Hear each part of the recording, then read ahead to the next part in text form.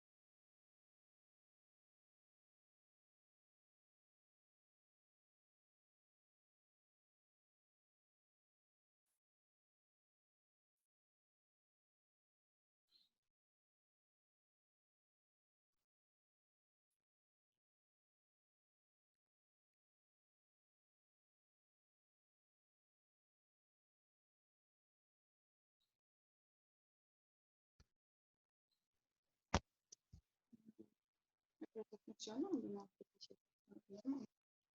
Talvez a senhora não esteja. Aí tem que mas assim foi.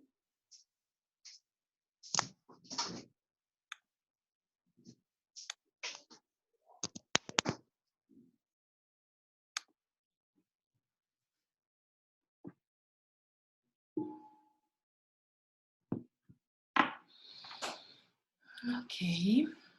Namastê. Obrigada pela presença de todo mundo.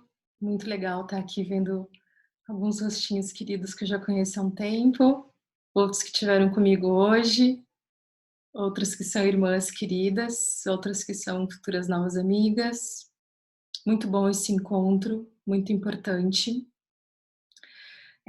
Eu queria compartilhar com vocês algumas pautas, com algumas perguntas que normalmente eu recebo por grupos ou por alunos nas mídias sociais. Então, separei algumas pautas aqui que eu queria compartilhar com vocês e depois eu deixo aberto, claro, para a gente ter um tempinho para tirar dúvidas, para fazer algumas perguntas, tá?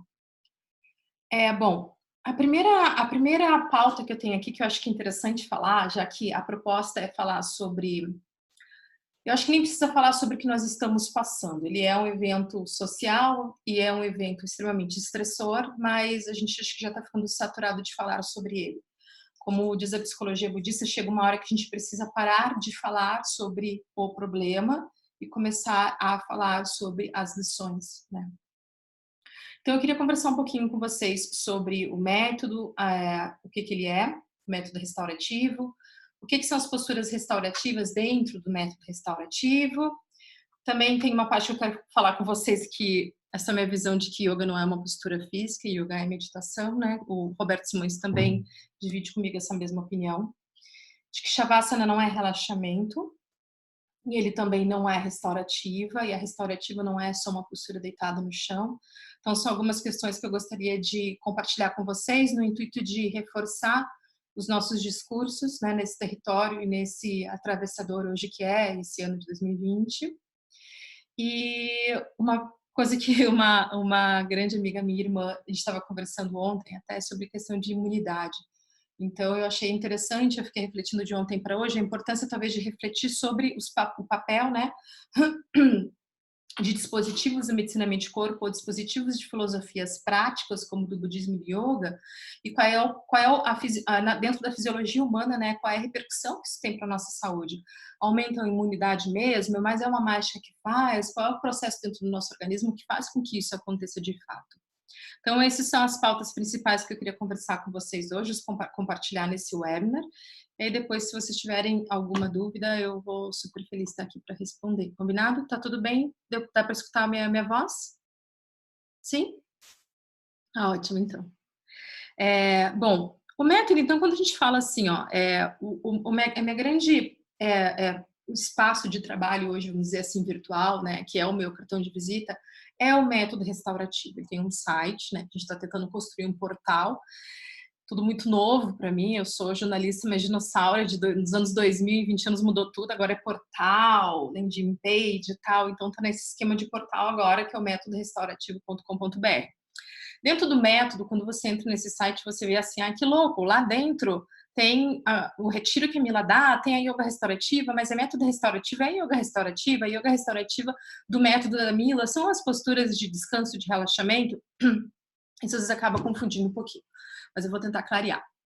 O que acontece?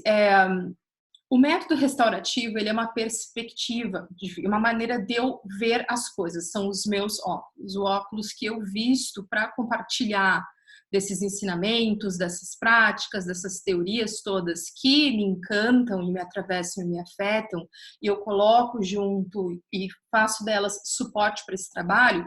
Isso virou um método, tá? O método pode ser uma maneira de compartilhar um conhecimento. Então, eu gosto de falar sobre perspectiva. Então, o método restaurativo é uma perspectiva minha como profissional de terapias do yoga, como meditante da área do budismo, da filosofia do budismo, e como psicóloga social, eu chamo de método restaurativo. Por quê, Mila? Porque eu acredito que o que nós precisamos, eu comecei com esse olhar muito dentro do yoga, gente, o que nós precisamos, a gente precisa mais de experiências de afeto na nossa vida. Quando a gente fala assim, o amor cura, ninguém tem dúvida que sim, a gente não precisa fazer uma pesquisa na ciência para comprovar isso, né? Já está indo longe demais quando a gente começa a comprovar que empatia faz bem, que compaixão faz bem. Eu começo a achar tudo muito bizarro. É óbvio que amor faz bem, mas a questão é Fazer bem faz. Mas às vezes do outro lado, aquele que é o recebedor que recebe, ele não está preparado para o bem que aquela experiência pode trazer para ele, por conta de traumas, por conta de experiências que ele teve, ou por conta de ele não ter tido a experiência de ter um abraço, de ter um afeto, de ter sido bem cuidado, tá? Então, o método restaurativo, ele tem a proposta também de reestruturação de laços. Eu estudei muito tempo, eu não sou expert nem especialista nas teorias do apego do John Bowlby, mas eu estudei ele muito na psicologia, lá pelo quarto, quinto semestre, e na verdade segundo ano, terceiro ano, e depois eu fui ouvir um dos meus professores lá de Harvard falar muito dele também, o professor Gregory, que é um psiquiatra que defende muitas teorias do apego. Então, ele fala de apego, ou outras pessoas gostam de traduzir como laços, né, no Brasil. Eu estou tendo reuniões e aulas desde 10 da manhã, então vocês vão ver eu parando para tomar muita água e chá, tá? Então, existem dentro dessa teoria do John Bowlby, né? John mesmo de John Bowlby, com W-Y no final. Ele tem vários livros incríveis, e dentro dessa teoria existe aquele super atenção, super carinho, super cuidado que a gente pode ter com um filho e que no excesso pode fazer mal. Então, o excesso de um apego, de um laço também pode nos prejudicar, né? Tanto quanto não ter este laço construído. Então, algumas crianças que foram adotadas ou moraram em orfanatos ou que não tiveram cuidadores bondosos, que não sabiam criar esse laço, essas crianças, claro, elas se desenvolvem, elas têm um comportamento completamente diferente no adulto que teve. Completamente. São centenas de milhares de estudos, tá? No mundo inteiro tem estudos sobre isso, tá? Uma criança com determinado cuidado quando pequeno, como que ele é na adolescência e como que ele se desenvolve, se comporta na fase adulta, tá? Então não é eu que estou falando, não é algo que está sendo pensado agora, já é algo bastante comentado.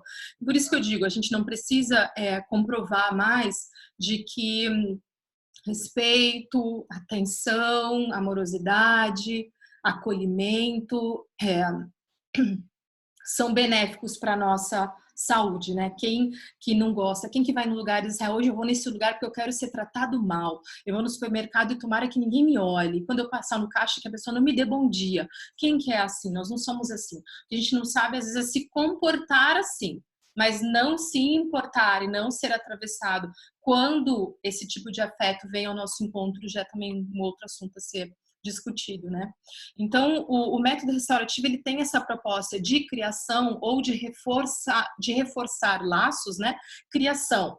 Sou adulto, eu nunca fui encostado com afeto por ninguém, eu nunca tive em espaços e que perguntam para mim, oi, como que você tá? Eu posso fazer algo por você? Eu posso deixar você confortável?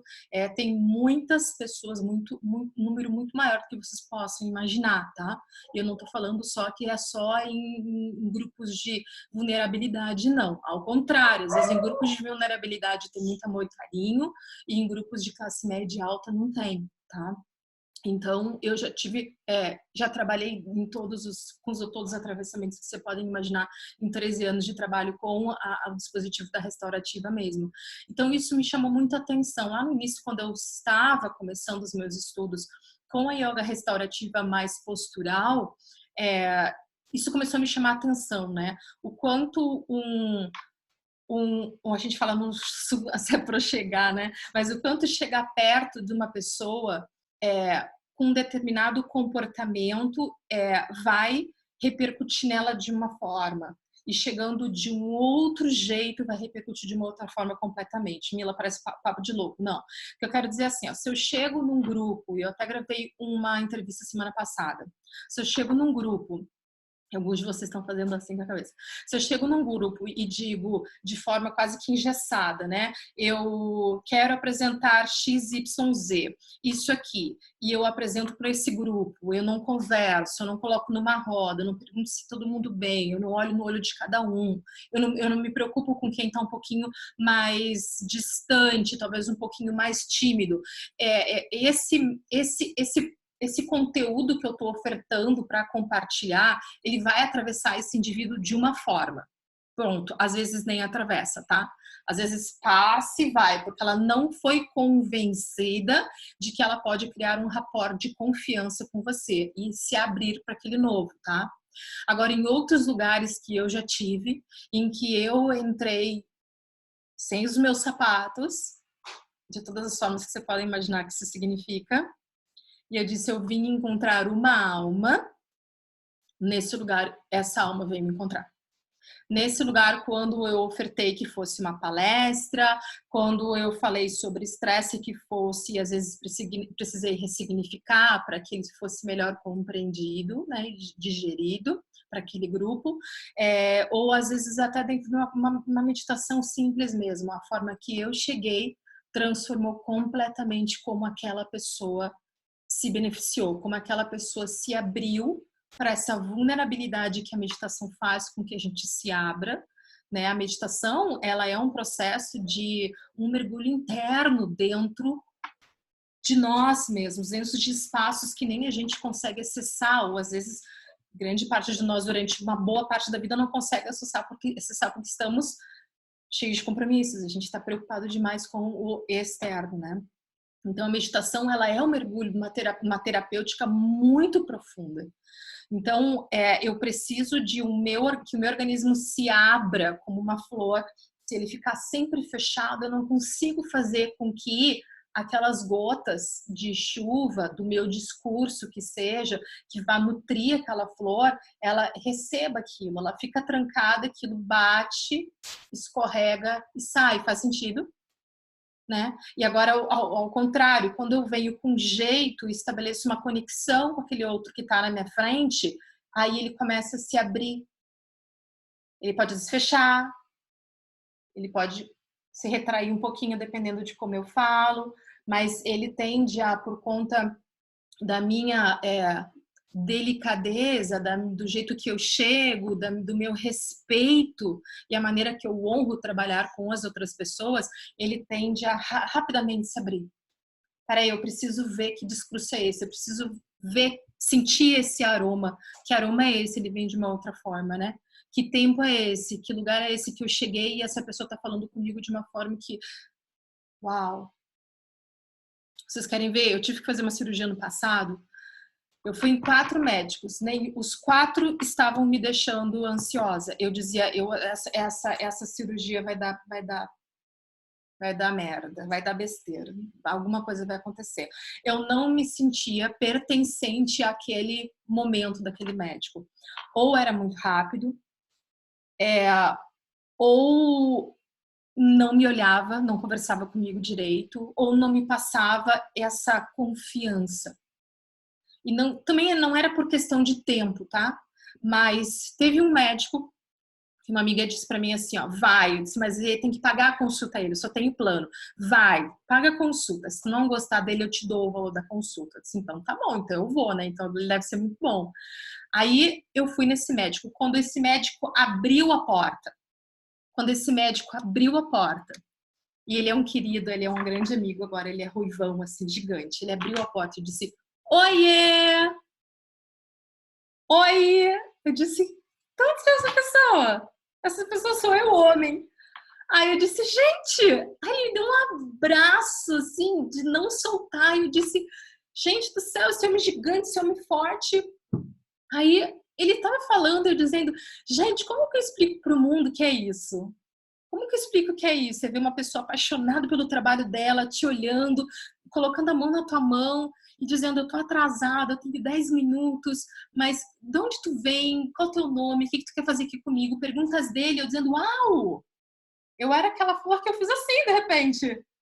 Nossa, eu gostei desse lugar, eu gostei dessa pessoa, eu gostei dessa energia, eu gostei do jeito que ela tá aberta para me receber. Ela tá aberta para essa troca comigo dessa experiência nova que nós estamos criando aqui, vivenciando por 5 minutos que seja. Então, é louco isso, porque isso me restaurou aquele dia de meses de preocupação com a cirurgia que estava me criando uma ansiedade de algo que era para me fazer bem. Então, o método restaurativo ele é uma perspectiva de encontrar formas, dispositivos, teorias para com que a gente tenha uma vida em constante restauração, em que a gente perceba um organismo que precisa de descanso em diversos momentos do dia, porque somos um organismo vivo, e de um organismo que quanto mais ele está presente na sua jornada, mais ele ganha com isso. Então a restauração, ela é a proposta de descanso e meditação. Então o método restaurativo, ele vai ter dentro do andaime em que eu estou sentada hoje, mais de 15 professores e provavelmente mais de 5 teorias fortes, sendo que só uma dessa parte desses andaimes é o yoga, né? Então, a proposta da restauração, ela é desde o momento em que eu preparo algo para oferecer ao outro, que seja um curso novo, que seja uma palestra nova, sabe? Eu vim encontrar vocês e não quero fazer simplesmente um chá. Eu quero fazer um chá na minha caneca que eu mais amo, para que vocês também tenham a caneca que vocês mais amam para se acolher. E tem o chá da siesta, um chá que vai me acalmar no final de um dia com tantos compromissos. Então, eu estou me restaurando. Compreende? A minha restaurativa não começa quando eu deito numa postura. O deitar na postura pode significar o aprendizado para um descanso orgânico. Pode ser um treino para eu dar o início a algo, para um corpo, para uma mente que não está acostumado à pausa. Mas com o tempo, é como a meditação sentada. Eu não preciso mais sentar terças e quintas de 5 às 5h15 para meditar.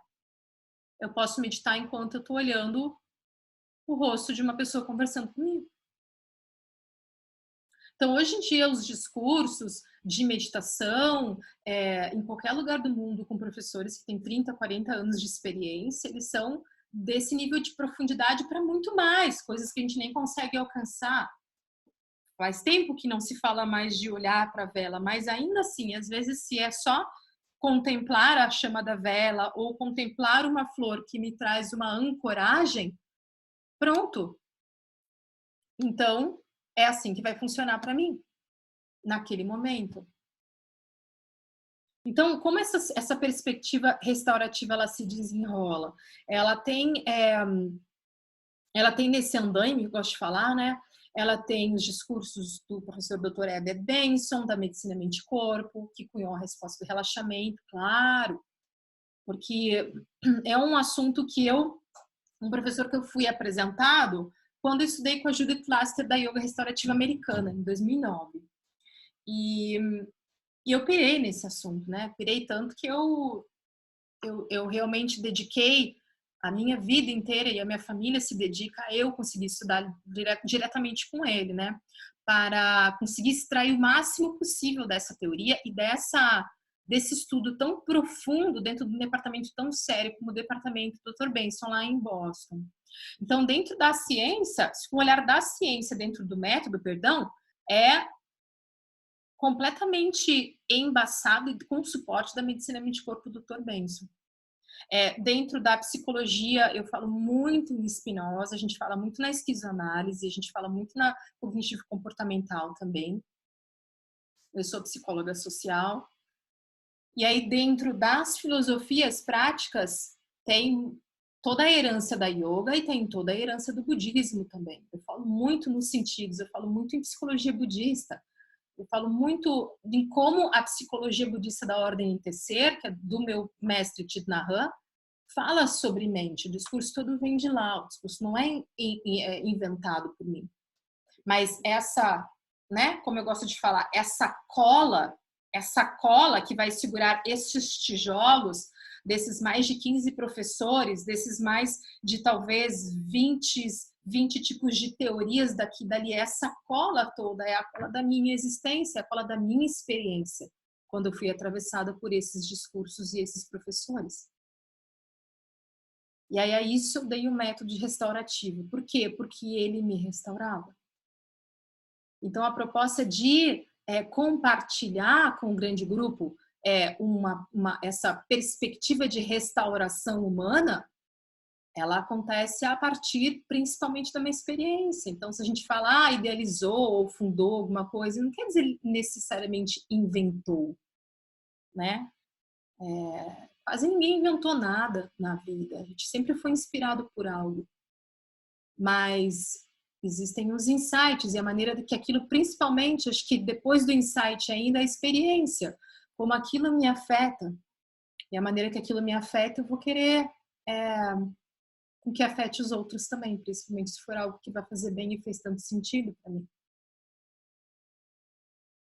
Né? Então, dentro dessa proposta do método restaurativo como uma grande escola, ou que no futuro eu espero que se chame uma escola, né, de filosofia, de espiritualidade, uma das crias é a yoga restaurativa, que com o tempo também ganhou um nome de método, podia ser abordagem, porque também é uma perspectiva do olhar do método.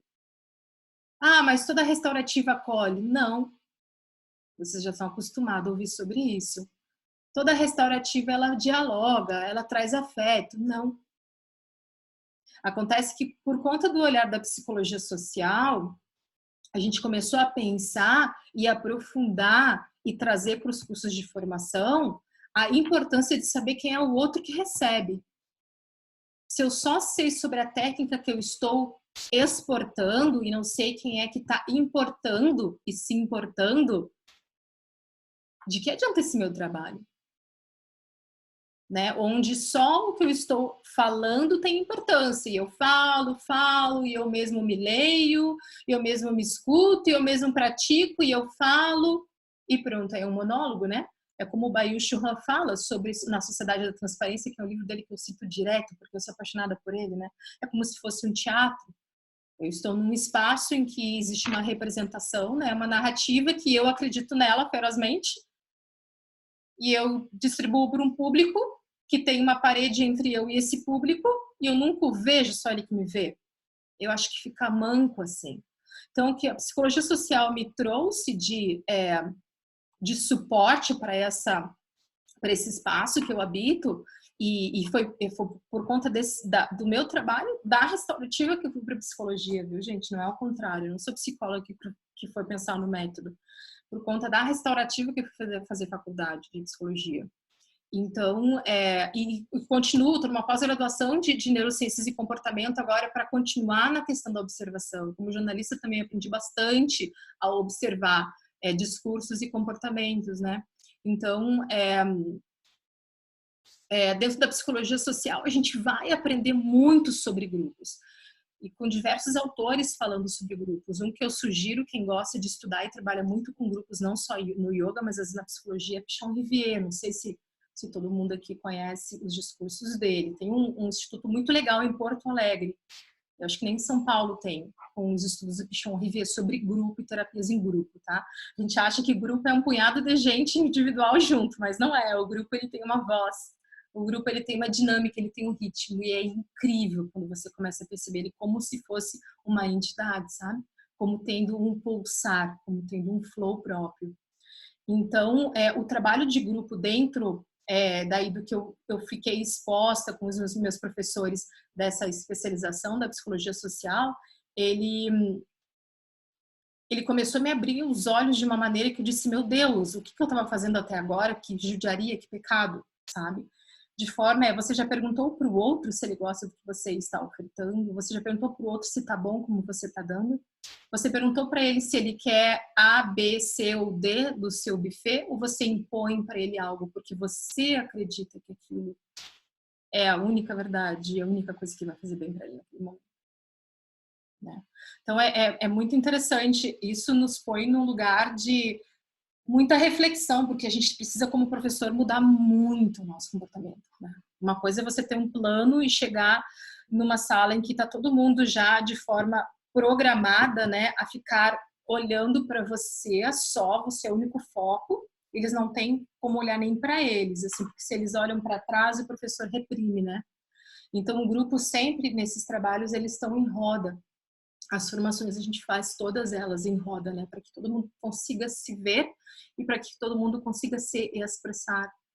Então, dentro do método restaurativo também a gente fala muito em cognição social, alguma coisa de teoria da mente também.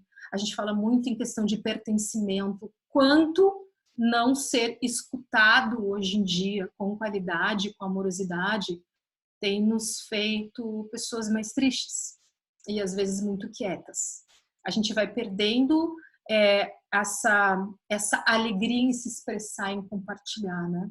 Então, em trabalhos de alguns grupos que eu tive o prazer de estar nos 2 últimos anos, com a Carla, que está aqui com a gente, com a Lu, que também já teve com esse grupo dos usuários do CAPS, da Associação Alegremente, são espaços em que, com o tempo, eu fui percebendo que quanto mais eu doava o meu coração e a minha atenção, sem projeção e sem esperar um resultado, mais eu percebia o pessoal andando até a minha direção também e se expressando, e compartilhando e dialogando, coisas que em grupos de vulnerabilidade é muito difícil, gente. Todo mundo fica muito quieto, ninguém está acostumado a ouvir como que é para você, como que pode ser melhor para você. Né? Não é colocar alguém no Shavasana e achar que todo mundo vai gostar de estar ali. Por acaso você gosta toda vez que você senta para meditar? Né? Então eu já passo para a segunda parte, que é quando eu falo que a yoga não é uma postura física, né? Ela é meditação. E a restaurativa não é uma postura de relaxamento. O yoga não é para relaxar. O yoga é para nos acordar. É diferente, uma filosofia para a gente refletir sobre a nossa vida. O yoga não é um simples aparato para relaxamento. Para relaxar, existem diversos profissionais que conseguem ler muito mais o nosso território hoje em dia e as nossas questões sociais, né? Para sugerir uma ótima técnica para relaxar, mesmo se esse for o caso, inclusive para levantar e trabalhar mais depois, quando se aplica esses tipos de dispositivos em espaços de trabalho. Mas quando a gente fala em yoga e meditação, é um outro esquema, né? Ah, mas não relaxa? Depende. Vocês sempre relaxaram quando fizeram meditação? Vocês sempre relaxaram quando fizeram a postura do Shavasana no final da yoga? Né? Uma vez eu estava com minha professora nos Estados Unidos e ela falou assim, o que é yoga para você? E eu estava numa semana do cão. E aí saiu, eu falei, hell. E eu falei, meu Deus, estraguei todo meu relacionamento com ela, numa turma de 80 pessoas. E ela falou, quem falou isso? Aí eu falei, olha, eu acho que talvez eu tenha acertado. Eu falei, eu. Ela, você falou hell, inferno? Eu falei, sim, yoga para mim é um inferno. E ela falou, é isso mesmo. É isso mesmo, você ressignifica o que significa inferno, né? Mas ela entendeu o que eu quis dizer. Significa estar num lugar em que eu sou convidado a refletir sobre tudo na minha vida. Se é para só dar uma relaxadinha, a gente vai tomar mimosa com as amigas. Por favor, né? Não precisa ficar sentado no chão, no zafu, sentindo dor no joelho, na lombar, nas costas, no pescoço. Então, o professor Roberto Simões, que é um incrível especialista, o maior pesquisador de yoga no Brasil, segura um título de pós-doutorado na PUC, ele fala o tempo inteiro, há 20 anos ele fala isso, sabe? Não tem, minha aula não pode ser de yoga e meditação. Yoga é meditação, mas a gente não foi ensinado a refletir sobre isso. O que é o yoga? O que é resíduo do yoga? O que é postura? O que mais que se oferece? Quem é Ganesha? Por que se canta um mantra? Quais são os outros mantras que existem, né? Às vezes, o nosso tempo é tão curto que o que oferecer pra gente, a gente leva como única verdade, né? Só que nós que estamos no outro lado como professores formados e que estudaram muito para dar uma aula de Hatha, uma aula de Ashtanga, uma aula de Iyengar, uma aula de restaurativo, o que for, nós sabemos as diferenças que tem, né? Então, nós estamos também num espaço de muita ética. Existem 10 preceitos éticos no yoga. A maioria das pessoas não ouviram falar, vão dizer oi, sabe? Então, assim, onde que está a nossa ética de realmente compartilhar o que é, né? Ah, mas eu acho que não é, que yoga não é. Como que o yoga não é? O yoga é uma prática de meditativa, é que o que a gente vê por meditação é sempre uma pessoa sentada no chão com a perna cruzada. E não é isso. Tem pessoas que ficam sentadas nessa postura e enganam vocês, não meditam, não. E tem gente que nunca sentou e medita. E tem profundas reflexões sobre a sua vida. e consegue refletir sobre, se distanciar, observar as crises pessoais muito melhor do que nós que dizemos que sentamos no Zafu 8 horas por dia. Então, tudo é uma questão muito subjetiva. Tudo é muita subjetividade também, né? Então, aí eu já vou para o gancho da questão da restaurativa, né? Eu vou recebendo os grupos, quase sempre um grupo por mês de formação, e sempre tem que começar do ponto zero, realmente do primeiro passo. E eu sou professora, eu gosto, então faz parte esse primeiro passo. Eu aprendi muito com isso, que é o básico, né? A restaurativa, ela não é postura deitada dentro do olhar do método. Não se trata de posturas deitadas, né? Porque senão, beleza, você compra o meu livro e pronto, imita o que tá lá e pronto, vai dizer que não deu certo, que não tinha material. O professor Iyengar mesmo falou uma vez, o nosso maior material, o melhor material e que é gratuito para nossa meditação e nossas práticas, independente de qual abordagem, se chama terra. Pisar na terra, deitar na terra, já é uma enorme prática de yoga. Então, quando eu vou falar do método restaurativo, né, vou recortar para essa criança que é a yoga restaurativa e tem toda a parte técnica postural, o que eu gostaria só de deixar nesse vídeo gravado e compartilhar com vocês que quando a gente fala num shavasana, ou numa postura deitada, ou numa postura deitada de lado que tem todos aqueles materiais, a prática de yoga restaurativa pela perspectiva do meu olhar não é aquilo. Aquilo é uma parte de uma das técnicas do método. Uma parte de uma das técnicas do método de yoga restaurativo que está dentro do método. É muito mais profundo que isso. Então, não se limita em agora me fala para que é. Olha onde eu levo a gente e olha às vezes para onde a gente quer ir. Qual a melhor postura para dor de cabeça? A melhor postura para dor de cabeça é sentar e meditar e entender de onde ela vem. Você fala, ela pode vir pode ser um sintoma de diverso, a raiz pode ser falta de água, falta de sono, você pode estar com alguma doença, enfim, pode estar com depressão, pode estar na menopausa, tanta coisa. Eu acho, às vezes, eu sempre me senti um pouco estranha em dizer, não, essa postura é para dor de cabeça.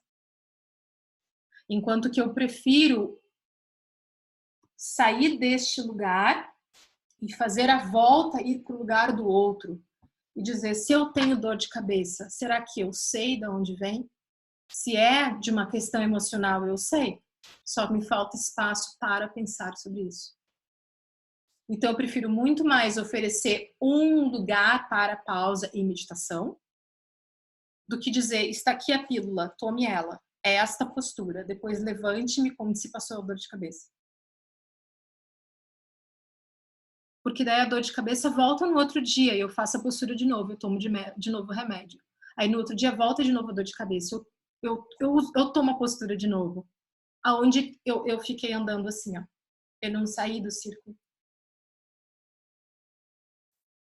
Quem nunca sentiu dor de cabeça, sabe? E sabia qual era o motivo, mas queria desesperadamente aniquilar com aquele sintoma, ou qualquer que seja o outro sintoma.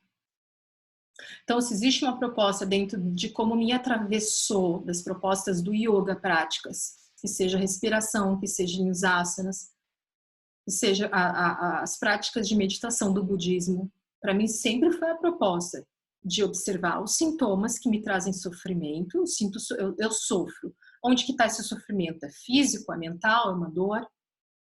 E observar aquilo como uma pista, como algo que vale ouro, e encontrar o caminhozinho atrás daquilo que leva até o ponto onde tudo nasceu. Se não me servir para isso, não quero.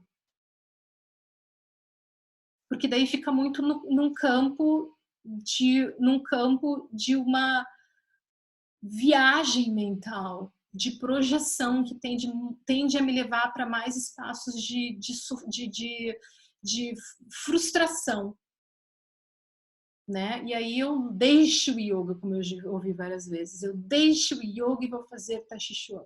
Se eu for fazer Tai Chi Chuan com essa mesma proposta, vai acontecer a mesma coisa. Então, olha o instante que a gente está vivendo. É um instante, é um tempo sabático que a gente está vivendo. De espaços de, não sei se de permissão, que nem todos nós temos espaço em casa ou estamos sozinhos, né? Ou não tem que estar no trabalho. Mas a maioria de nós está falando sobre isso, né? Como esse momento, ele tá me servindo para eu parar, por mais que às vezes está me causando uma irritação grande, por mais que isso está me sacudindo, por mais que isso está mexendo. É isso que é o inferno, que eu falei para a professora que yoga significava. Naquele momento eu estava no olho do furacão, mas eu estava consciente no olho do furacão, eu sabia do que eu estava passando. Ah, você gosta de sofrer? Não, sofrer eu estava sofrendo. Eu queria buscar alternativas para diminuir o sofrimento na minha vida e, consequentemente, daqueles em volta de mim também. Eu queria me entender mais, compreender como que é a dinâmica do meu comportamento. Por que eu escolho isso se eu sei que isso faz mal? Por que eu escolho essa comida se eu sei que isso não me cai bem? Eu precisava entender a dinâmica do meu comportamento. A terapia me ajudava, mas eu só era e só serei sempre, nós somos assim, completamente sinceros com nós mesmos. Palavras de Schopenhauer. A gente não fala tudo para os outros, nem para o nosso terapeuta. Então, quando a gente faz uma postura, por exemplo, eu vou dar uma aula de restaurativa, vou fazer um shavasana, dei uma aula de restaurativa. Depende, né? Você pode estar dando mais uma postura, assim como um tadasana, assim como uma torção, só mais uma postura. O shavasana, no final de uma prática de yoga, ele é um decantador, ele é o encapsulamento para a gente refletir sobre todos aqueles conteúdos que foram evocados durante uma prática, de asanas, de respiração, de diálogo sobre ética. Então eu fico quieto e reflito sobre tudo aquilo, como aquilo me cai, onde que encaixa, aonde que incomoda, por que incomoda? Isso não faz mais sentido, isso precisa ir embora. E gira a chave. É para isso que o Shavasana existe. E ele é meditação dentro, assim como deveria ser todas as outras posturas, quando feitas em silêncio e sem pressa, elas são meditativas também. E não deixam de ser terapêuticas para o nosso corpo.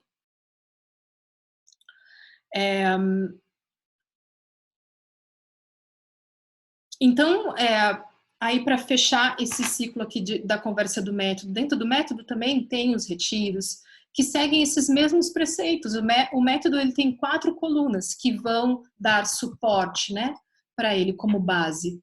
O tempo, o toque, o diálogo e o afeto. Então, como que a gente ressignifica a questão do tempo? Quais são os diálogos que a gente traz para a turma sobre o tempo? Não existe só o tempo do nosso relógio. Existem muitos filósofos incríveis que falam sobre a temporalidade. Mas tudo no nosso trabalho tem girado em torno do tempo. Enquanto que as coisas mais incríveis e mágicas e significativas da nossa existência se perdem no tempo. Diálogo, quanto conversar e escutar está fazendo falta nos lugares que a gente vai. Às vezes dentro da nossa própria casa, às vezes dentro da nossa clínica, da escola, que nós somos professores. Será que os alunos são gente ou são só um número na chamada, né? E são só crianças terríveis que não param? Quando que eles passam a ter alma e a gente começa a dar uma aula para aquela criança, aquelas crianças? Não que um adulto de 45 anos acredita que aquelas crianças têm que estarem prontas para receber aquilo e saber receber aquilo. Então, um está certo e 40 estão errados, e a gente medica esses 40 porque eles estão errados, né? Então, e dentro das salas de yoga também, claro. Nós entramos pela porta, colocamos uma música, todo mundo faz a mesma postura, a gente ajusta todo mundo mais ou menos da mesma forma. Perguntamos para elas quais são as queixas, ninguém quer saber o que aconteceu de bom no dia do outro. A anamnese é só sobre queixas e problemas. Isso na psicologia budista não faz sentido a gente perguntar para um paciente. Olá, tudo bem? O que eu posso fazer para consertar você? Acabou de acabar com outro que já está meio acabado. Né, Carla? Outra coisa é eu dizer, oi, tudo bem? Tudo. E você? Eu tô bem, eu tô bem sim. Tô aí hoje, trabalhei bastante, atendi bastante gente. Você começa a criar um diálogo com a pessoa. E contar a sua vida também. Não é uma questão de eu estar aqui e o outro tá sempre aqui. Eu sempre tenho que consertar ele, salvar ele, desentortar ele. Quem disse que é essa a questão dele? A questão dele é a coluna. Quem disse? Né? Tentar levar para objetividade o que é totalmente subjetivo, não vai dar certo. Essas experiências são subjetivas e são singulares. E como que eu sei? Dando tempo para o outro apresentar para você quem ele é. E não é em 15 minutos. São em diversos encontros, em várias aulas, mas com essa tua proposta de estar aberto a encontrar o outro. Outros, quando é numa sala de yoga, por exemplo, talvez seja a maioria de vocês, professores de yoga, você quer encontrar os outros? Encontrar, sempre conversar com eles durante o dia, fora da aula, sugerir um livro, tomar o chá com alguns deles, ou você só quer encontrar terça e quinta para fazer uma aula e dar aquela aula que você pré-programou, né? Então, se isso continua fazendo sentido para você, claro, eu estou aqui falando para você sobre a minha perspectiva, que se chama método restaurativo. Quando eu quis encontrar o outro, eu percebi o quanto isso fez diferença nos nossos relacionamentos. Eu comecei a ver o outro mais curioso, animado, se sentindo pertencente à prática que é dele, não é minha. A prática minha, eu faço a minha prática, a minha meditação. Uso os meus asanas, é a minha prática. Agora, quando eu estou sendo professor do outro, eu mostro algo que eu fiz e que fez sentido para mim e eu deixo ele ter a experiência dele. Eu sugiro, mas eu não encaixo. Porque se tem uma coisa que a gente pode fazer com os nossos discursos é exatamente desengessar o olhar do outro. Tentar fazer com que o outro consiga ampliar a maneira que ele vê algumas coisas. Não tudo, claro, ninguém é Deus aqui, mas a partir daquilo que você está propondo. Por exemplo, a importância do descanso. Né? Quantos de nós extremamente engessados nessa questão de que descanso é para fracos? A pessoa está caindo, está exausta, precisa urgentemente de espaços de acolhimento, dessa autopercepção de um organismo, de um corpo que está em exaustão e continua, parece aquele filme, né? Tentando ficar de pé, tá caindo bêbado e tá tentando ficar de pé, de teimoso. Para que isso? Isso é uma imensa violência com o nosso organismo. Então, como eu falei num outro vídeo, eu vou sempre repetir em todas as aulas, porque eu amo esse assunto. Qual o problema em dormir? Qual o problema em descansar? Qual o problema em você se afofanhar numa rede e pegar um livro, ler umas páginas e depois adormecer? E fazer um chá para você e adormecer de novo, e descansar e tirar o cansaço de você. O cansaço, ele cria doenças no nosso organismo, o cansaço, ele desregula, o cansaço, ele aumenta a nossa dor, o nosso ciclo, a possibilidade de às vezes a gente não conseguir nem ter um bebezinho. O cansaço faz coisas terríveis para o nosso organismo. Mas se nossa sociedade, ela reforçou o tempo inteiro o discurso de quem descansa é fraco. Quem descansa é fraco. Legal é estar na correria, né? O bonito é estar na correria. Porque quem está na correria está juntando dinheiro. E quem está juntando dinheiro tem grana, é trabalhador. Como que se quem descansasse também não é trabalhador. Por quê? O cansaço veio da onde? Né? Então, o método restaurativo, ele tem essa proposta de A palavra não é desarmar, às vezes eu fico tentando inventar umas palavras porque me faltam, mas é como se fosse realmente desmontar algo que está muito forte no nosso pensamento como uma crença, e quando você coloca na prática não faz sentido nenhum. Vocês querem ver, eu chego em turmas de formação, tá todo mundo com um caderninho na mão, aí eu começo a chapar geral com postura, e prática, e prática, e prática. Pelo segundo dia, quando o pessoal começa a soltar e abrir, é o olhar de cansaço, cansaço dessas pessoas que vão, é de dar dó. Eu digo, crianças, vocês não descansam por quê? Ah, porque não dá para parar, tem que pagar as contas, a gente tem que fazer menos conta, então. Mas, assim, é trabalhar, às vezes até dentro do yoga, ao ponto de você entrar em estresse agudo, ao ponto de você entrar em burnout ou em depressão, não tem o mínimo sentido. Não tem o menor sentido isso. Ou não agir com ética também, não tem o menor sentido. Então fica no trampo que tava, que provavelmente ganhava até mais. Então, uma vez uma pessoa falou para mim, mas yoga não é terapia, mas yoga é terapêutico. Enquanto ele for terapêutico, é porque você está distribuindo para outra pessoa.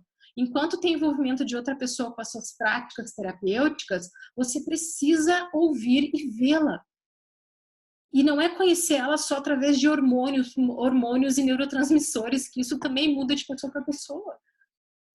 É conhecer a pessoa quem ela é naquele momento, o que faz sentido para ela, o que ela gosta. Porque eu gostaria de ser tratada assim. Antes de alguém vir me dar algo que me fosse colocado na minha frente para dizer, você quer? Olha o que eu tenho para apresentar para você, isso foi bom para mim, que eu pudesse tranquilamente dizer, não, agora não. Hoje eu não quero uma prática que vai me fazer suar. Hoje eu quero uma prática que vai me fazer talvez chorar. Eu preciso despressurizar a pressão da minha panela interior. Eu não quero aumentar a dor. E uma prática intensa, ela gera estresse no nosso organismo. A gente precisa saber disso. Toda prática forte, assim como exercício e atividade, são extremamente importantes. Mas elas estressam o nosso organismo. Então, os organismos que estão hoje na nossa sociedade, eles não são organismos que precisam de atividade, eles são organismos que precisam de reflexão, de conforto, de pausa.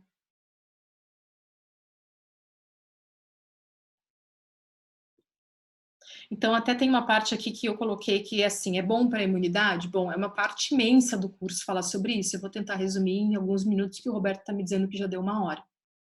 É bom para a imunidade, né? Fisiologicamente, quando a gente olha para o nosso organismo, né? Eu vou dar uma aula para 10 pessoas, vamos dizer. E eu vou conversar com elas no início sobre algumas coisas que eu acho importante para aquela aula, alguma filosofia talvez, algum poema. Eu vou dar um chá para essas pessoas. O Thich medita muito com chá. Eu aprendi isso com ele e tive a honra de ter feito essa meditação do chá uma vez com ele, pelo menos na vida. E essas pessoas vão ser afetadas pelo gostinho desse chá, vão sentir o carinho desse chá, o cheirinho dessa sala. Aí eu pergunto para vocês, a aula de yoga já começou ou não? Já. Há muito tempo. E aí tá todo mundo ali comigo tomando chá, e eu convido então para ir para uma postura deitada de meditação e trago materiais para eles, para que eles façam uma meditação com conforto. Conforto não pode! Por que não pode? Pega o bambuzinho e bate na pessoa. Eu não quero essa meditação. Se vocês querem, então naquela onda do hashtag No Pain No Gain, boa sorte. A minha vida já é No Pain No Gain. Então, por favor, Eu realmente prefiro no pain, yes gain. Eu prefiro sem dor, eu tenho um ganho, tá? Então, eu recebo essa turma, eu vou levar elas a um espaço de meditação em conforto. Tem toda uma técnica por detrás disso. Existem pilares, colunas que vão dar embasamento para todo esse, não só a questão de dobraduras, a questão postural, a questão de observação do facilitador, toda essa carga teórica por detrás. Se o outro que está recebendo essa prática, ele vai,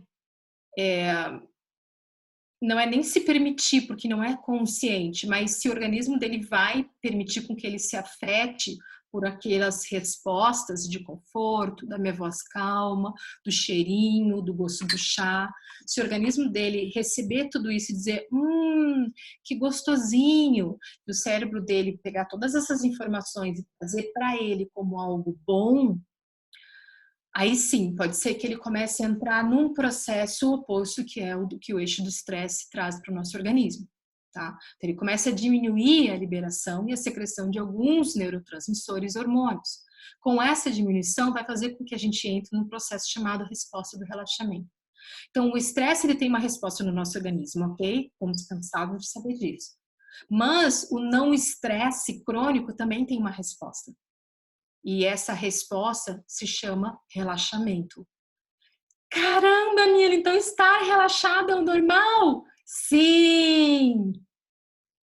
Então existe uma resposta da normalidade do equilíbrio no nosso organismo. Isso se chama relaxamento. Então nessa resposta existe um organismo mais calmo.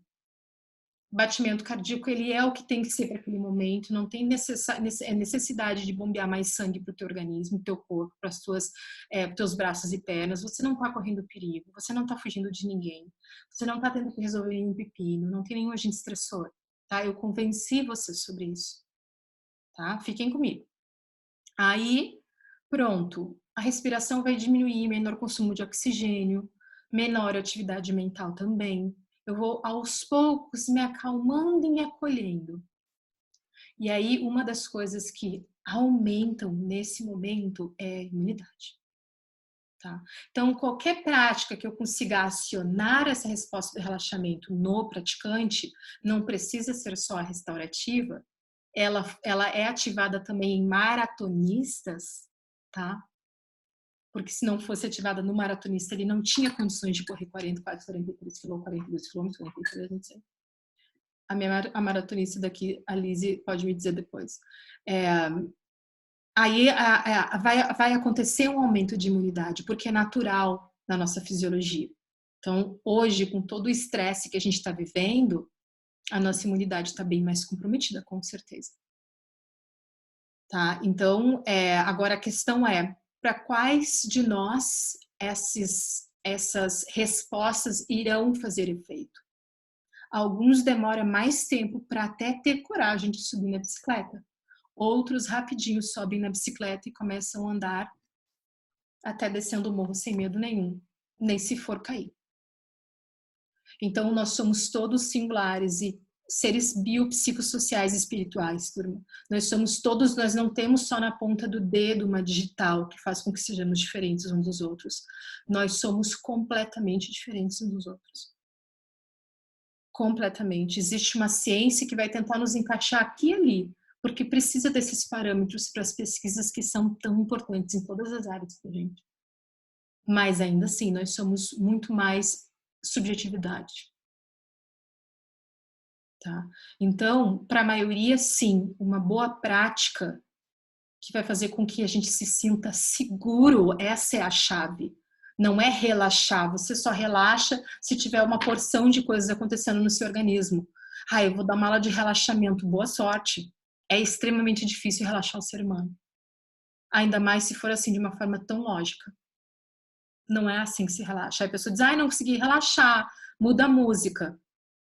Não tem que mudar a música, tem que tirar a música, botar ela para meditar, para ela saber quais são os agentes estressores da vida dela, refletir sobre esses agentes estressores, se ver livre de alguns, outros ver que eram só coisas da cabeça dela, e se permitir estar num espaço onde ela é cuidada, onde ela pode viver em conforto. Conforto não quer dizer luxo, conforto quer dizer algo que é normal, só que a gente se acostumou a ver conforto como algo sempre que eu não mereço. Não precisa de conforto. Beleza, ver TV e filme em casa onde? De pé? Sofazão, né? Então, claro que faz bem, e nós merecemos, e o descanso, ele faz, ele tem uma repercussão absurda no nosso organismo. Absurda. Qualquer estudo que você for ler ou livros sobre privação de sono, sobre qualidade de sono, qualidade de vida, sempre vai ter descanso no meio. Claro, não é à toa que grande parte da população ainda faz siesta. E aí nós espertinhos vai lá, não, que povo é esse, faz siesta depois do almoço, não gosta de trabalhar. A gente começou a inventar umas coisas que são meio estranhas. A gente está adoecendo e a gente continua acreditando naquela fábula, sabe? Eu não vou levantar para pegar para vocês, mas aqui do meu lado está o Manual de Estatística de Doenças Mentais, ele é dessa grossura, o DSM-5, dessa grossura. Acho que mais de 30, 40 páginas é sobre ansiedade dentro. Ansiedade não é um acidente. É um estado gerado a partir de um comportamento, ou pelo menos de uma crença, de um pensamento, né? A medicina mente e corpo acredita que sempre parte de um pensamento. Né? Então é muita coisa para a gente rever, várias questões comportamentais, mas antes disso a gente tem que rever as nossas crenças, o que a gente acredita. A gente está vendo que precisa de tempo e a gente arranja mais coisas para fazer. Lá no sul a minha mãe fala, minha mãe come, ela toma um pouquinho de caipirinha e come uma salada. Aí ela passa mal de tarde e diz, sabia o tempero da salada. Mãe, não pode tomar vodka, mãe. Ela tá fazendo quimioterapia. Aí, não, mas é sério, Milene. Era o tempero da salada. E quantos de nós fala isso sobre o brigadeiro, sobre o feijão, né? Então a gente sabe, no fundo, onde é que a gente pode mudar. Qual é o primeiro passo que a gente pode dar? Primeiro, percebe qual é o ponto que não está fazendo sentido em você, está te trazendo desconforto. Olha para esse ponto primeiro. Isso é autorrestauração. E aí dá um passinho para trás, não consigo observar, medita, fecha os olhos, respira profundo. Sabe? Toca no seu corpo onde você está sentindo uma dor, ou respira profundo se é uma agonia gerada por ansiedade. Quando a gente está em agonia, já é o de estresse, já é a parte emocional que está pegando pelo excesso de estresse. Por que a gente chega nesse ponto se a gente consegue identificar o estresse no nosso organismo? Então a gente precisa colocar toda essa sabedoria, essas teorias de cientistas, dentro desses cientistas biólogos, antropólogos que foram estudar rituais, foram estudar rotina, essas filosofias que vieram como uma bênção para nós do Ocidente. A gente pega tudo isso e a gente precisa literalmente mergulhar dentro disso e colocar em prática, sabe? Na gente, quando for ofertar por outro, deixar que ele diga que gosto tem, né? A maçã para mim tem um gosto, a maçã para você tem outro completamente diferente. Por mais que eu insista que a maçã tem um gosto X, para você talvez não faça nenhum sentido. Então, o método restaurativo, ele tem essas propostas, ele tem essa proposta realmente de repensar alguns conceitos que não têm nos ajudado da maneira que a gente está utilizando nessa época, nesse território hoje, né, nosso brasileiro, nessa época 2020, com as crenças, às vezes, que a gente traz dos nossos avós, dos nossos pais, e não dá tempo nem da gente perceber que não são os nossos sonhos, não é o que a gente realmente pensa dos outros e veio de arrasto e como a gente, sabe? Então, eu acho que eu respondi um pouquinho sobre imunidade também. Qualquer prática que faça com que você entre em segurança, estabilidade e quietude, ela vai gerar no seu organismo a resposta do relaxamento. E gerando essa resposta no teu organismo, a tua imunidade vai melhorar. Tá? Então não adianta se entupir de vitamina, isso e aquilo, e a gente continuar nos comportamentos que nos trazem sofrimento.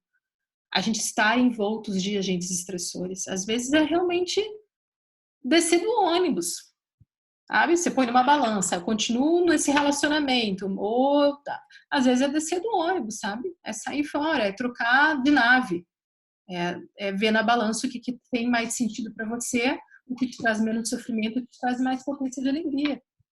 E às vezes só uma mudança assim, às vezes até um pouco drástica, já faz com que você suspire de um alívio absurdo e tire 10, 15 quilos das suas costas e se restaure sem precisar ter deitado numa postura de shavasana de 15 minutos de yoga. Então tá muito mais na maneira que a gente vê a experiência e sente ela nos atravessar, do que como disseram que tem que ser repercussão dela em mim.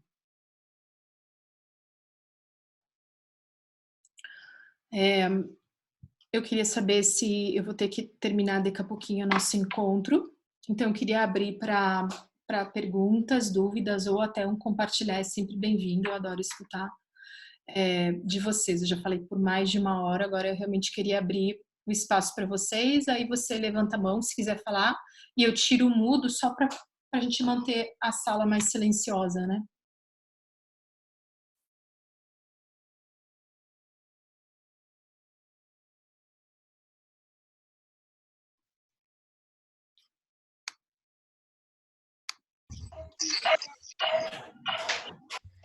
Gente, Mila, o que mais me encanta. Peraí. Vem que eu vou deixar todo mundo mudinho e vou tirar você. Peraí. Deu? Foi. Foi, agora foi. O que mais me encanta na restaurativa é que eu que vim sempre do yoga, você chega na aula, né? Eu dou aula de Hatha Yoga também, mas a gente percebe que tem sempre dois espaços, o do professor e dos alunos, né?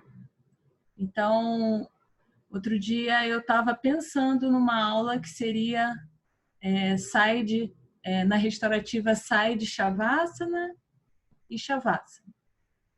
Daí o aluno chegou e falou para mim assim: Carol, hoje eu tô com vontade de abrir o peito, tô tentando me abrir para a vida.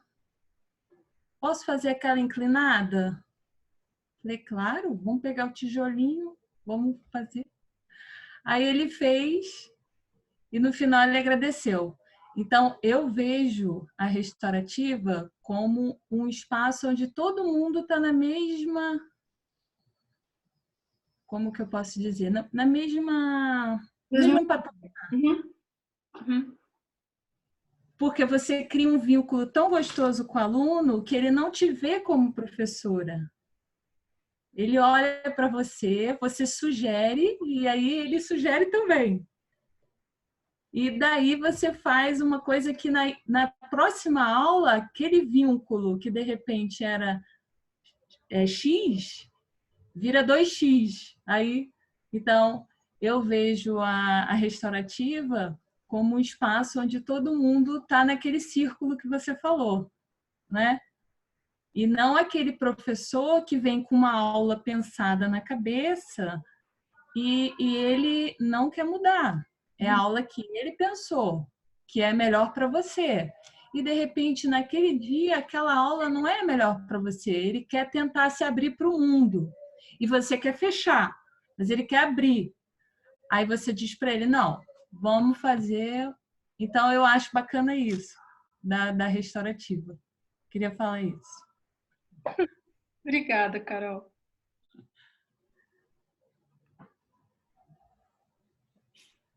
Peraí. Foi. Boa noite, Mila, tudo bem? Boa noite. Sou Paula, sou instrutora de meditação, vou me formar agora no meio do ano de instrutora de yoga e eu estou conhecendo agora a yoga restaurativa, né? Achei muito interessante, me identifiquei bastante com o propósito, né? E até achei interessante bastante o seu curso, né? Me interessou bastante. A minha pergunta é o seguinte: a prática da yoga restaurativa, no caso, é uma coisa muito individual, não é isso? Ou é alguma percepção que eu tive errada do que foi passado? Porque, tipo assim, você vai dar uma aula, né? De repente, até mesmo só de yoga restaurativa. Como é que você faz para atender tantas demandas? Às vezes você tem mais de, sei lá, mais de um aluno na sala e cada um, né, se identificou com alguma coisa, né, tem as suas subjetividades. Como é que você faz para lidar com um grupo onde cada um, de repente, quer uma coisa, se identifica com alguma coisa? Como é que você faz para poder coordenar isso numa aula? Uhum. Obrigada pela pergunta, Paula, né? Paula, É, então, como que eu faço? É muito legal a tua pergunta, porque você compreendeu o que eu tentei falar, assim. Não é da restaurativa ser individual, né? Não é a prática que vai individual para a pessoa, é entender que a pessoa é singular. Não é uma prática que eu pego e eu vou levar para cada um, continua só com o meu olhar. É uma prática que eu distribuo uma prática e cada um recebe de um jeito. Eu deixo ele receber daquele jeito. Você quer ver? É você entrar, por exemplo, numa sala e dizer para todo mundo: pega a almofadinha e senta para meditar de forma confortável para você. Eu falei: senta de forma confortável para você. Aí teve um que deitou com a cabeça na almofada e botou as mãos assim. Não sei, pode ser. Eu vou lá e digo: não, é para sentar e cruzar a perna. Ele sentou de forma confortável para meditar. O outro sentou na cadeira. O outro pegou a almofada e sentou, mas encostou na cabeça na parede. É deixar com que cada um perceba a tua prática, o que tu está ofertando da maneira que faz mais sentido para ele. Né? Então, assim, eu sempre dou o exemplo, quando eu falo sobre isso, eu sempre dou o exemplo de levar o aluno ao Shavasana. Num curso a gente aprende sobre dobraduras, claro, porque tem uma questão toda de lugarzinhos e tal. A minha mestra, ela é fisioterapeuta, ela estudou muito isso e tal. Aí a gente criou a questão de dobraduras do corpo, de como acomodar melhor. Cada buraquinho tem um material para que você fique mais fofinho e fique que nem uma onda. Ok, eu fiz isso, mas eu não digo assim, ó, não se mexe. Ou eu não coloco todo mundo igualzinho. E se o terceiro fizer assim com a cabeça, por exemplo, eu vou lá e digo: não, senhor, assim. E aí ele faz assim com a mão. Eu digo: não, senhor, assim. É isso que eu tô querendo dizer, fazendo mais meio que uma coisa, mais uma metáfora, sabe? Não, eu distribuo e deixo que o outro experimente, seja afetado da maneira dele. Eu não digo assim: ah, professora, mas aí eu fui afetado assim. Não, tá errado, tem que ser afetado da maneira que eu fui. Sempre tem que ficar assim, posturalmente, mesmo que internamente. É isso que eu tô querendo dizer. Isso também vale, no caso, para a prática meditativa. Na parte que você vai fazer a meditação com os alunos, a gente sempre orienta a ficar sentado com a coluna ereta, né? Nunca deitado. Uhum. No caso da restaurativa, é a mesma coisa. Você vai pedir para eles fazerem a meditação. Não deitado, Paula? Bom, o que foi me passado é porque a pessoa fica muito confortável na posição de estar deitada e acaba dormindo, né? E acaba não estando consciente. Se ela ficar muito confortável e dormir, por que é ruim? Porque ela não vai estar consciente ali da prática que ela vai estar fazendo, né? Mas aí quem disse pra gente que quando a gente está sentado com sono, a meditação tem uma boa consciência e um bom resultado? Também não. Várias vezes você senta para fazer e aquele dia você está um pouco mais cansado, não está... Te convidando a um diálogo, porque eu também fui formada na meditação do mesmo jeito que tu, né? Fica confuso. Às vezes tu vê a pessoa exausta e te dá dó e você, né? Não, a meditação é isso. A meditação, ao meu ver, é eu perceber que estou cansada. A meditação não é eu ver um elefantinho de tromba branca quando eu fecho os olhos, ou ir em busca do transcendental. É eu aqui enraizado no chão, fugir, sentar. Ai, o carro, será que eu fechei o carro? Será que não sei o quê? E a reunião vai passar, a professora tá falando coisa boa, minha coluna tá bonita. Daqui a pouco, quando aquele organismo que eu falei para você, ele percebe a luz baixa, Ele percebe a voz da Paula me chamando, ele percebe o sininho da Paula e daqui a pouco eu vou fazendo assim, ó. Ah. Quando eu faço isso, o caminho de um corpo em descanso seria, uau, tô conseguindo perceber em mim um corpo mais leve. Veio uma treta, deixa eu pegar ela, elaborar, cuidar com carinho. Por que eu não paro de pensar nessa pessoa aqui? Por que eu não paro de pensar nessa briga? Olha como isso me machucou. Isso é uma boa reflexão, atenção plena, que vai me levar a loops meditativos.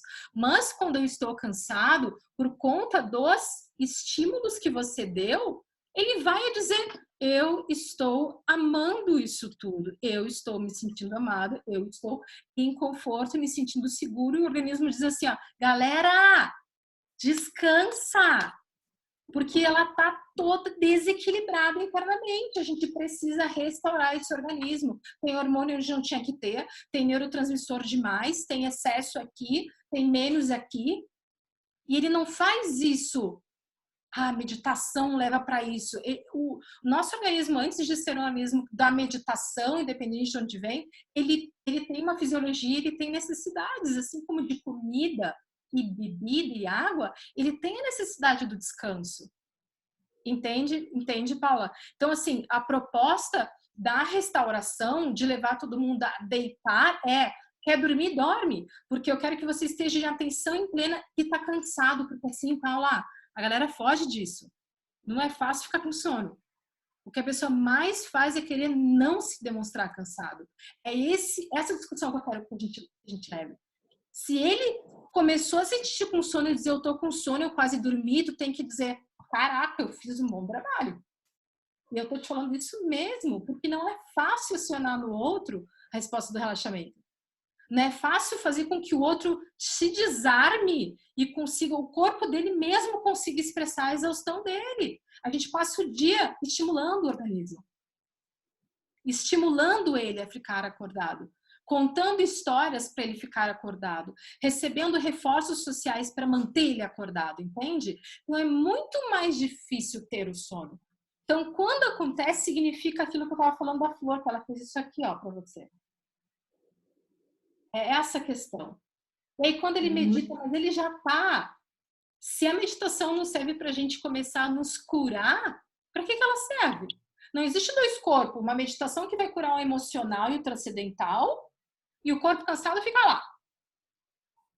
Vai no resíduo e vai se alimentando. Não, ele precisa descansar. E não existe um descanso que seja de pé. Existe um sono com qualidade que a gente já não tem.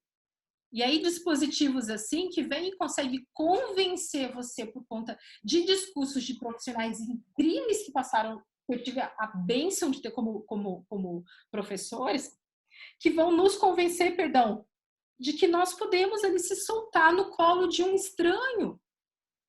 E aquele organismo fatigado, né? Ele consegue, peraí, nós não estamos perdidos, peraí, tem alguma coisa acontecendo lá de fora, tem alguém me escutando, tem alguém me amparando, tem alguém me dando suporte. E ele aciona isso, aciona como se fosse uma chave. Essa chave não é fácil de virar. E aí não fica só ouvindo a minha experiência, faz a prática. Pratica uma semana inteira os meus vídeos de restaurativa lá no YouTube. Pratica sequência. Fiquei com sono, dorme. Fiquei mais com sono, dorme mais. Percebe o que acontece no terceiro, quarto dia quando você se medita. E me escreve. Entendi. E no caso, por exemplo, a gente que dá aula de Hatha Yoga, a gente pode colocar a yoga restaurativa dentro da aula de Hatha ou é preciso separar? Ou você vai decidir dar aula de Hatha para aquele grupo, depois você dá uma aula de yoga restaurativa? Mas a sua pergunta está embaçada como se as duas práticas fossem só postural. Se elas fossem só postural, ela gera esse tipo de preocupação na gente. É uma perspectiva e um amparar. Você pode ser restaurador na sua aula de Hatha, é isso que eu quero dizer. Esquece a postura. É isso que eu queria saber. É fantástica, a pergunta é fantástica. É isso que eu, sabe, esquece a postura. Como que eu consigo ser restaurador no meu ambiente de trabalho? Como eu consigo ser... a gente tem aqui uma advogada que trabalha com justiça restaurativa. O quanto eu consigo ser restaurador numa aula de Ashtanga. A nossa maior princesa, rainha da Ashtanga no mundo, uma das mais incríveis é a Dani. A Dani é cheia de pillows e bolsters e manda os alunos dele pro fundo da sala fazer um shavasana com todos os materiais. Isso é uma aula restauradora, não por causa de como ela orienta os alunos na postura final, mas todo o trabalho dela é carinhoso, todo o ajuste dela é amoroso, ela é suave. Ela sofre se achar que te causou algum mal. Então, esse é um comportamento restaurador, né? Então, é isso que eu quero dizer. Claro que você pode utilizar posturas da parte técnica do método. No final, no meio, bota no início e vê o que acontece. Um dia chega e diz que vai ser só posturas restaurativas. Outro dia resolve dar aula de rato e todo mundo de olho fechado e a luz baixa. Ah, vai dar sono. Lembra? Poxa, a Mila disse que é difícil as pessoas se entregarem. O que eu mais ouço das pessoas é: eu não sabia o que era dormir. Aí eu fiz uma prática restaurativa, fui para casa dormir igual uma pedra. Isso para um organismo, gente, assim, uma noite mal dormida de sono, uma noite de privação de sono, ela já vai mudar o nosso humor no outro dia. Se a gente tiver 2 noites, esse resíduo de 2 noites não dormidas já faz parecer que a gente está de ressaca, tá? E aí, esse resíduo de parecer que está com ressaca, não dormiu bem, teve privação de sono, vai fazer com que o meu humor mude, vai fazer com que eu comece a comer mais ou comer menos. Já começa a mudar toda a questão da minha alimentação. É muito sério isso. Doenças como obesidade e depressão estão diretamente ligadas à privação de sono. Entendi. Entende? Então, se nessa sociedade a gente conseguir minimizar os efeitos de organismos em exaustão, que é o que mais a gente recebe em aula, a gente já fez um bom trabalho. Como consequência de um organismo descansado, um organismo sem cansaço é um organismo relaxado. É onde a gente quer levar os nossos alunos em qualquer postura de yoga o tempo inteiro. Então, a gente não precisa dificultar, se pode facilitar. Mas eu quero dificultar. É uma crença social. Não precisa dificultar. Não nessa questão. Obrigada aí pelos esclarecimentos. Depois deixa o seu contato aí para a gente poder ter mais informações sobre o curso, né? Tá, eu deixo sim. Obrigada, Paula. Zay, quer falar? Eu achei que você estava me dando um abaninho. Eu quero falar que eu tô com muita saudade de você e que uma das coisas que mais me fizeram bem na vida foi fazer seu curso, ter virado professora de yoga restaurativa e que desde que eu comecei a trabalhar, muitas foram as experiências. Eu tô percebendo que tem pessoas aí que estão no início ainda, estão conhecendo, né? Então, gostaria de deixar meu depoimento aqui, que eu sou praticante de yoga há muitos anos, né? Da filosofia, não só de asana, e que conhecer o método do yoga restaurativo foi fantástico para minha vida, para mim, né, na minha prática pessoal, e também porque a partir do momento que eu comecei a trabalhar com isso, eu estou me tornando uma outra pessoa, porque quando você vê os resultados e você vê as pessoas melhorando, você acaba, não sei, é uma coisa que acontece dentro de você, não sei nem explicar. É complicado, mas é muito, muito bacana o retorno que as pessoas dão.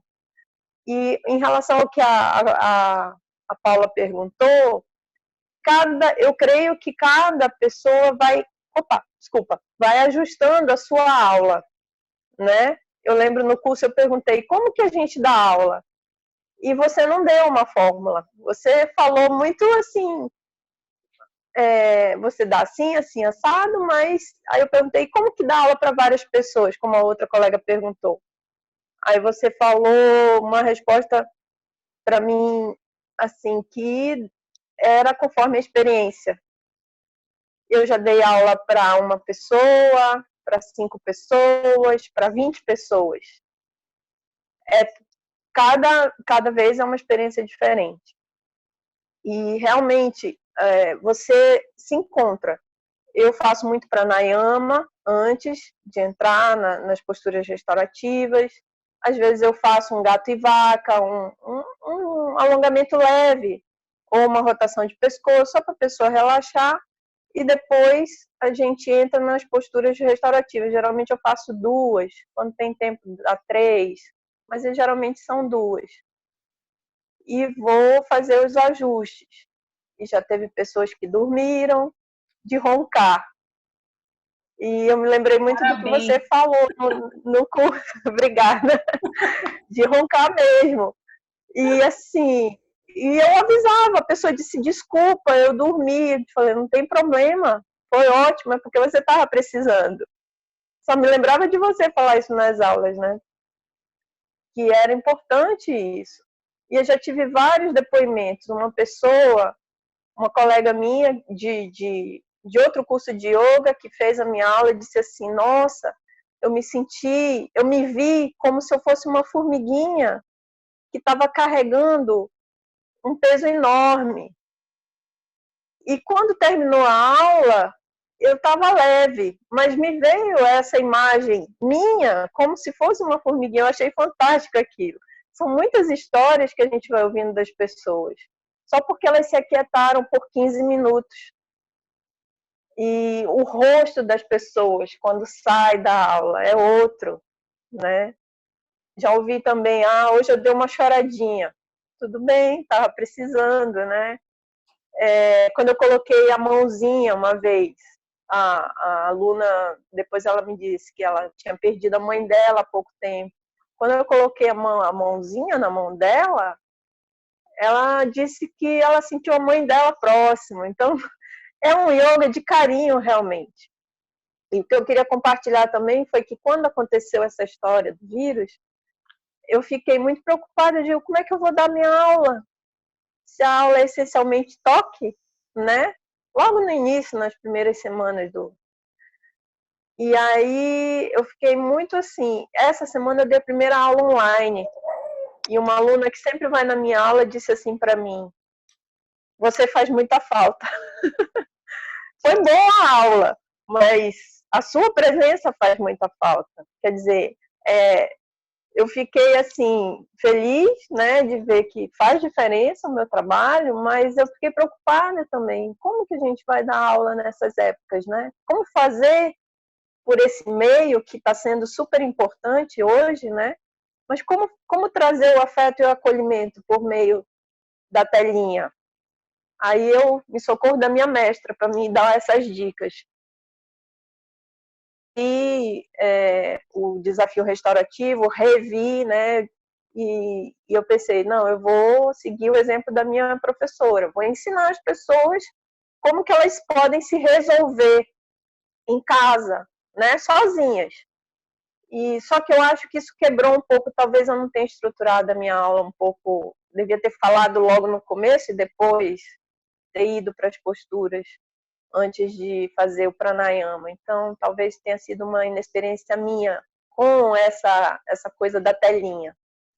Mas, ao final, teve esse depoimento, outro depoimento, que, além da aluna que disse que eu fiz falta, que a presença fez falta, mas a outra disse assim, eu achei fantástico e empoderador, porque a gente aprendeu a se resolver por aqui, sem você perto. Então, só para... Né? Como? E tá muito perto ao mesmo tempo, né? Porque o toque mais profundo, ele acontece sem o toque físico, né? É o toque de discurso e o toque de intenção. Sem discurso e intenção, você pode ficar segurando a pessoa por horas, você não vai transmitir nada para ela. Uhum, né? Então, é verdade. A intenção, a amorosidade, o olhar, a conversa, isso tudo acontece, toca o outro. A gente mesmo fala, né? Nossa, a pessoa me falou uma coisa que me tocou profundamente. Ela não fez assim em você, né? Ela não tocou assim. Mas ela tocou, você me sinto abraçado. Né? O sentir de ser abraçado é por conta de intenções e por conta de um afeto, né? Obrigada, amor, por compartilhar. Obrigado, eu. Gratidão. Turma querida, vamos para a última troca. porque a gente precisa, é muito legal, mas a gente precisa terminar. Eu tenho que levar afeto para minha pequena que está lá embaixo querendo fazer brigadeiro comigo. Thay, pode falar. Oi, Mila, que bom estar aqui contigo. Eu queria muito compartilhar uma experiência que eu tive ano passado, né? Desde o curso que eu fiz ali em junho com a Lu. Oi, Lu. Eu tive uma experiência com um rapaz que ele era extremamente ansioso, né? Ele falava comigo que mexia assim o ombro, mexia a perna, né? E a gente sempre faz uma conversa inicial antes da gente entrar numa postura, né? E ali na conversa, eu explicando mais ou menos como seria esse processo para ele, ele pegou e falou assim na hora: não, Thay, isso não é para mim, não. Meu Deus, não, isso não é para mim. Ele já criou um bloqueio assim de cara, né? Aí na minha cabecinha eu já fiquei, putz, ferrou, né? Como vai ser esse atendimento? Aí a gente sentou no tatame, né? Comecei a continuar a conversar com ele, a explicar um pouquinho mais como seria, das mantas, dos próprios. Enfim, deu assim 2 minutos que ele estava na postura, ele deu aquela roncadinha mais alta, né? Mas assim, foi coisa de 1 minutinho de roncada e ele parou. Nossa, mas assim, a entrega foi tão grande de eu ver ele ali, né? Aí depois eu lembro que eu coloquei ele um pouquinho em Side Shavasana, e ali no Side Shavasana também, ele fez a mesma coisa, deu aquela 1 minutinho de ronco e parou. Aí, para voltar ele, acho que foi uns 20 minutos para eu conseguir realmente voltar ele, né? Só sei que ele pegou, ele sentou assim, ele não conseguia falar, ele só ficava, nossa, Thay, e não. Eu brinquei com ele, porque como ele tinha já um jeitão bem relaxado, né? Eu falei assim, tu usou tua droga, né? Aí ele, aham.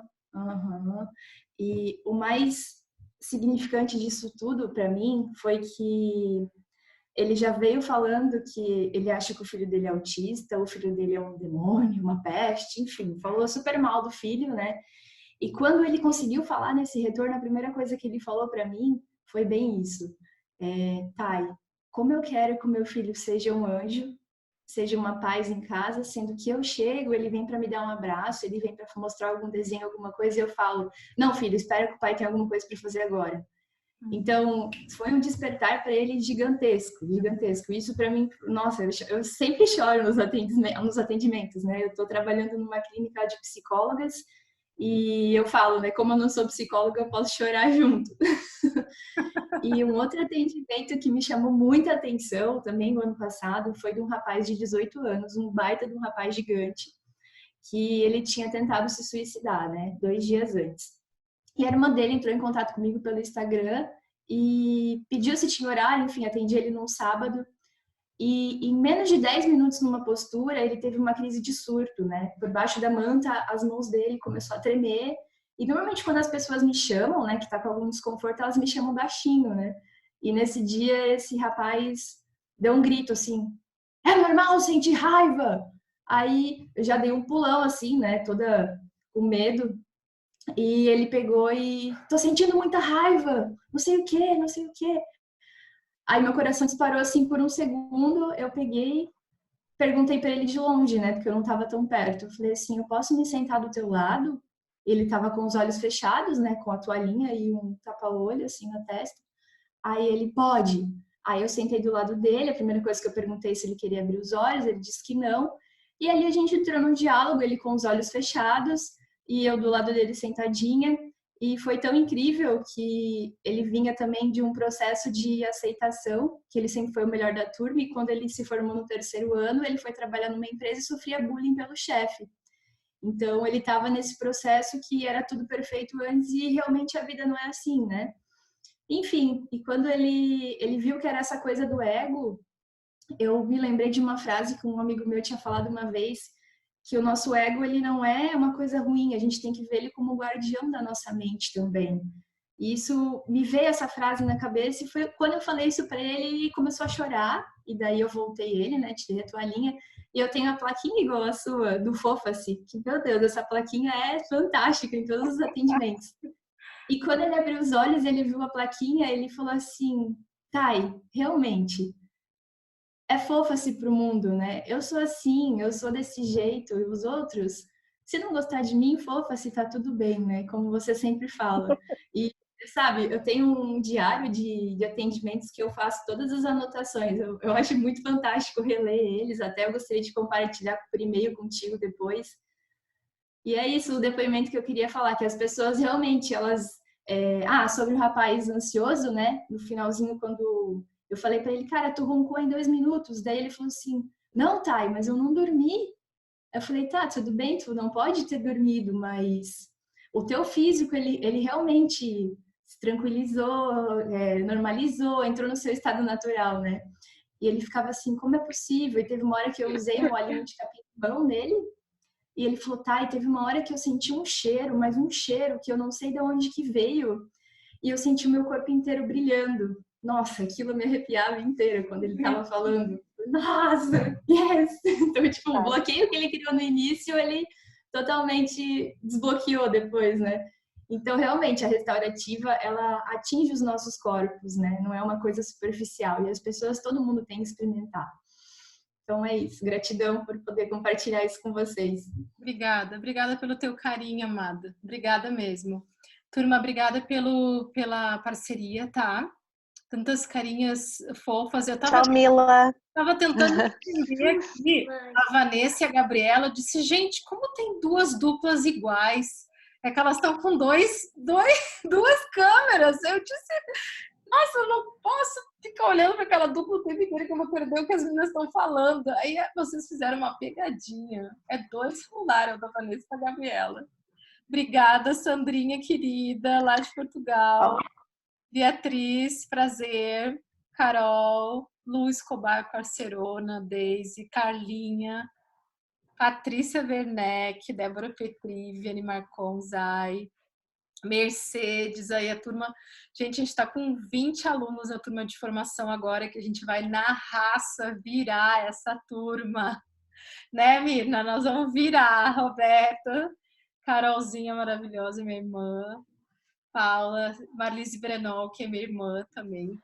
Essa é a irmã, madrinha da minha filha, de vários tudo, né, Liz?